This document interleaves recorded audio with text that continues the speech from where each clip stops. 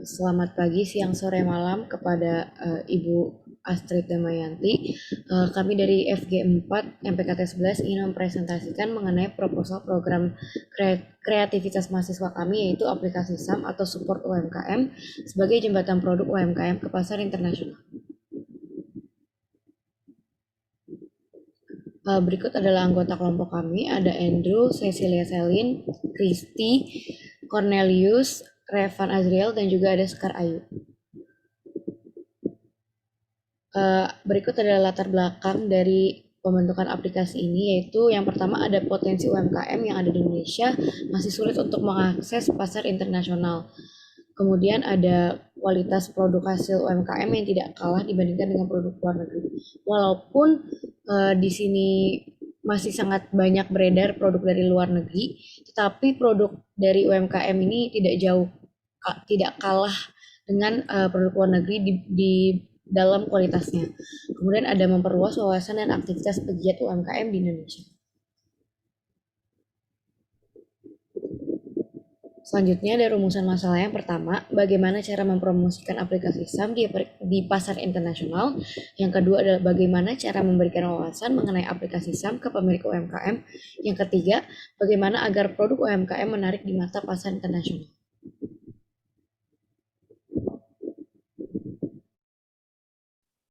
Berpindah kepada tujuan dari PKM kami, kami ingin memberikan peluang kepada pegiat UMKM untuk memperkenalkan produk mereka ke skala pasar yang lebih besar. Karena aplikasi SAM dapat diakses oleh warga lokal maupun mancanegara. Tujuannya adalah untuk meningkatkan pendapatan bagi para pegiat UMKM agar mereka bisa semakin berkembang sebagai satu usaha dan meningkatkan kinerja mereka. Untuk keluaran yang diharapkan, kami ingin menghasilkan aplikasi SAM yang dapat memperluas pasar UMKM yang ada di Indonesia, juga mendekatkan jarak antara pembeli dan penjual.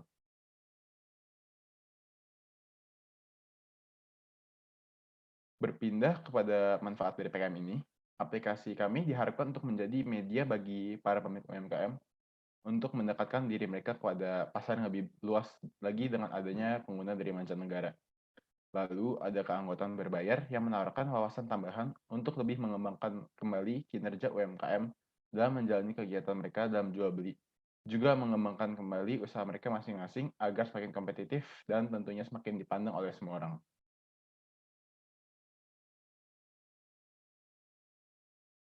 Selanjutnya ada gambaran umum aplikasi. Jadi aplikasi ini sendiri dapat diunduh oleh pengguna dalam negeri atau mancanegara yang ingin mencari tahu lebih dalam lagi mengenai produk-produk yang ditawarkan oleh UMKM lokal. Dan penggiat UMKM juga dapat memasarkan produk mereka kepada pasar yang lebih luas dan mudah diakses oleh seluruh orang. Serta pembeli juga dapat mudah melihat-lihat produk yang ditawarkannya.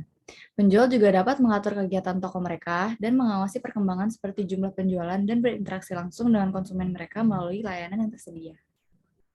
Next. Lalu selanjutnya ada analisis potensi usaha dan proses produksi. Untuk potensi usahanya, kita ini memperluas pasar bagi para pegiat UMKM dan memudahkan konsumen untuk mencari tahu lebih dalam lagi mengenai produknya. Serta diharapkan UMKM di Indonesia dapat lebih dikenal lagi dengan skala pasar yang jauh lebih besar. Untuk proses produksinya, mulai melalui pembuatan alur kerja aplikasi dan pembuatannya. Aplikasi didesain dan diprogramkan untuk mudah digunakan oleh konsumen dan penjual. Aplikasi juga dapat diunduh oleh pengguna untuk memulai kegiatan jual belinya.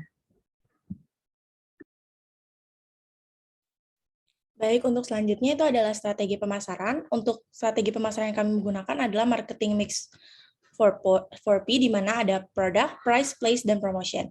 Untuk produk sendiri, aplikasi SAM diharapkan dapat memasarkan produk ke pasar internasional. Dan untuk price-nya, kami menentukan harga layanan aplikasi di mana 150.000 untuk biaya berlangganan. Lalu ada place, di mana aplikasi SAM dapat diunduh oleh pengguna pada perangkat mereka seperti Google Play dan juga App Store. Lalu untuk promotion, pemasaran layanan SAM ini melalui beberapa rangkaian media sosial. Nah, memahami pergerakan konsumen berdasarkan kegiatan jual beli yang terjadi sehingga dapat dinilai lebih optimal. Next.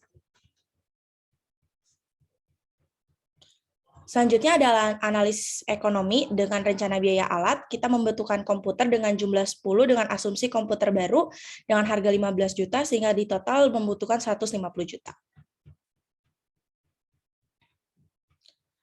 Kemudian ada rencana biaya overhead di mana kita membutuhkan gaji 6 pegawai senilai 5 juta dengan total 30 juta.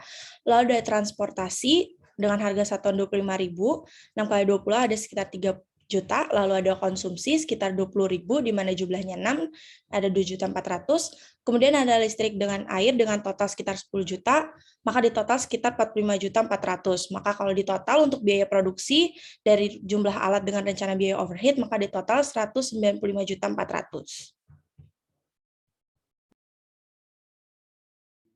Analisis ekonomi selanjutnya yang pertama ada hasil usaha, yaitu jumlah keanggotaan atau membership yang dikalikan dengan harga keanggotaan atau membership, yaitu sekitar 1.700 dikali dengan 150.000 dengan total 255 juta. Kemudian ada laporan laba atau rugi, yaitu biaya produksi dikurangkan dengan hasil usaha, yaitu ada 255 juta dikurangkan dengan 195.400.000, yaitu 84.600.000. Karena lebih besar labanya, maka mengalami keuntungan. Kemudian ada break even point atau BEP. BEP yang kami pakai di sini adalah BEP rupiah, yaitu biaya tetap, yaitu biaya alatnya dibagi dengan 1 dikurangi biaya overhead per unit dibagi dengan harga jual per unit. Jika ditotal nanti akan dihasilkan angka 182.500.000-an. Untuk benefit cost ratio atau BC, yaitu laba atau rugi dibagikan dengan biaya produksi, itu sekitar 1,46.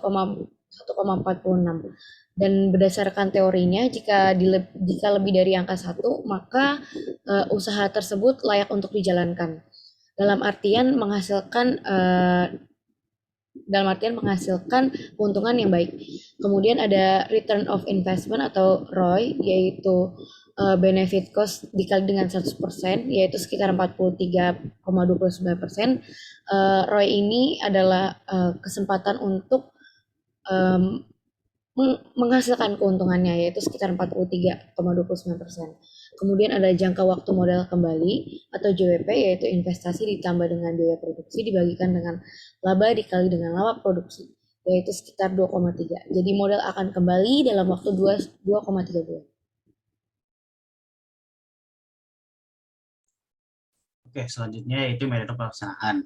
Metode pelaksanaan yang akan kita bawakan yaitu ada 4. Yang pertama studi literatur, yaitu pencarian dan pengajian sumber-sumber yang relevan dan terpercaya untuk keperluan pengumpulan materi. Yang kedua, praproduksi. Di sini kami akan melakukan survei pasar, merencanakan inovasi, menganalisis data gambaran proses bisnis, serta menyiapkan logo dan desain untuk UI atau UX. Selanjutnya ada proses produksi. Di sini kami akan melakukan perancangan database dan desain UI UX, mengembangkan aplikasi dengan pembuatan prototipe dan implementasi UX, melakukan pengujian aplikasi, dan mempasarkan aplikasi.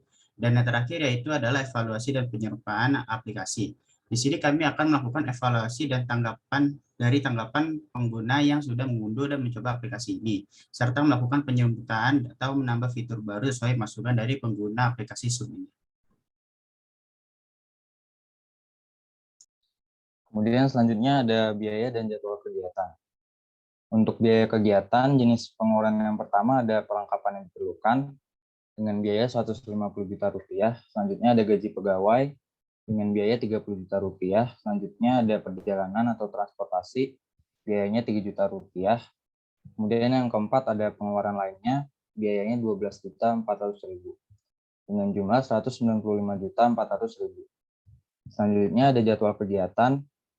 Jenis kegiatan yang pertama, kami akan melakukan survei di bulan pertama. Selanjutnya kami akan menyusun ide serta membuat aplikasinya di bulan pertama dan kedua.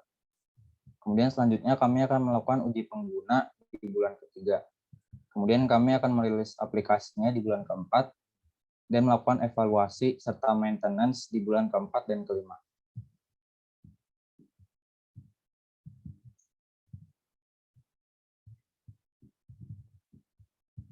Berikut merupakan daftar pustaka yang kami gunakan.